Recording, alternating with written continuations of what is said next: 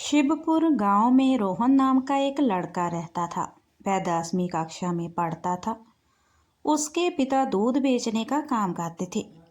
रोहन भी समय निकालकर अपने पिता के काम में हाथ बटाता था, जैसे गाय भैंस को नहलाना, चारा डालना और दूध निकालना आदि। रोहन घर के काम के साथ साथ पढ़ाई में भी अधिक ध्यान देता था। 10वीं बोर्ड की परीक्षा हुई, जिसमें रोहन ने अपनी कक्षा में पहला स्थान प्राप्त किया। स्कूल में सम्मान समारोह का आयोजन किया गया। रोहन को फूल माला का हार पहनाकर उसे मेडल दिया गया। सभी बच्चों ने स्टेज के सामने बैठकर रोहन के लिए तालियां बजाकर उसका हौसला बढ़ाया।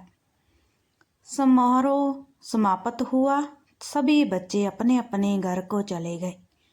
रोहन अपना बैग लेने के लिए क्लासरूम में जाकर देखता है कि एक लड़की जिसका नाम मीनू है, वह टेबल पर अपना सिर झुकाकर रो रही थी। उस रूम में कोई और नहीं था। रोहन ने मीनू के पास जाकर पूछा, तुम क्यों रो रही हो? सभी बच्चे अपने अपने घर जा चुके हैं, तुम भी अपने घर जाओ। मीनू बहुत ही सुंदर और बुद्धिमान लड़की थी।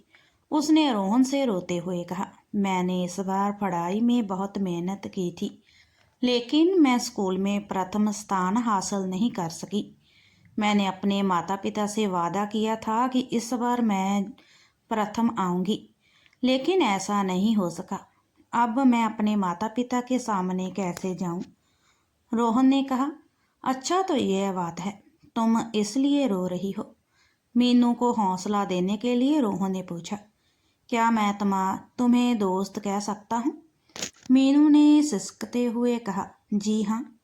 रोहन ने मीनू के आंसू पोंछते हुए कहा, दोस्त, अब रेस होती है तो उस रेस में बहुत सारे लोग भाग लेते हैं, लेकिन विजय किसी एक की ही होती है। ठीक इसी प्रकार हम सभी पूरे साल मेहनत करते हैं, लेकिन परीक्षा में किसी एक को ही प्रथम स्थान प्राप्त होता है। इस बार अपनी कमियों को ध्यान से रखकर पढ़ाई करो। मुझे पूरा विश्वास है कि तुम प्रथम स्थान जरूर प्राप्त करोगी। रोहन की बातें सुनकर मीनू के अंदर एक नई चेतना सी जग गई। वह दोनों हाथों से रोहन को पकड़कर उसके गले लगकर तेज तेज रोने लगी। रोहन ने भी अपने हाथों से मीनू को पकड़कर गले से लगा लिया। इस तरह से दोनों कुछ मिनट तक एक दूसरे के गले लगे रहे। रोहन ने फिर से अब उसकी आंखों का आंसू पोंछते हुए कहा, चलो अब घर। मीनू ने हल्की सी मुस्कान और इशारे से हाँ कहा। रोहन उसके चेहरे को देखकर उसके अंदर मीनू के लिए प्यार उमड़ आया। रोहन मीनू को उसके घर पर छोड़कर अपने घर को चला गया। घर जाकर रोहन और मीनू पूरी रात सो नहीं सके। दोनों के सामने एक दूसरे के चेहरे ही दिख रहे थे। इस तरह से अब दोनों के बीच बेपनाह प्यार दिन प्रतिदिन बढ़ता जा रहा था। दोनों एक साथ रहने लगे थे। रोहन पढ़ाई में मीनू की मदद भी करता था। अब दोनों की स्कूल की पढ़ाई पूरी हो गई। मीनू अमीर घर से थी। मीनू के पिता ने उसकी आगे की पढ़ाई के लिए शहर के महंगे कॉलेज में दाखिला दिलवा दिया, लेकिन उस कॉलेज की फीस अधिक होने के कारण रोहन उस कॉलेज में दाखिला नहीं ले सका। उसने किसी और कॉलेज में दाखिला ले लिया। अब दोनों मिल नहीं पाते थे। समय बदला, रोहन के पिता की मृत्यु हो गई। अब रोहन का घर चलना मुश्किल हो गया था। रोहन अपने घर को चलाने के लिए अपने पिता की तरह घर घर जाकर दूध बेचने लगा। एक दिन रोहन सक्सेना साहब के घर पर दूध लेकर गया। सक्सेना एक बड़े अधिकारी थी। रोहन ने दरवाजे की घंटी बजाई। अंदर से आवाज आई, कौन? रोहन ने कहा, दूध वाला। सक्सेना साहब की लड़की एक बर्तन लिए घर से बाहर आई। उसने रोहन को ऊपर से नीचे तक देखा। रोहन उस लड़की को दूध देकर चला गया। अगले दिन फिर रोहन दूध लेकर आया। उस दिन सक्सेना साहब के घर पर कोई नहीं था। रोहन ने दरवाजे की घंटी बजाई। जैसे ही रोहन ने कहा, दूध वाला, कमरे में से आवाज आई, अंदर आ जाओ। रोहन डरते हुए दूध लेकर अंदर जाकर देखा कि सक्सेना साहब की लड़की एक बर्तन लेकर खड़ी थी। उसने रोहन को सोफे पर बैठने के लिए कहा।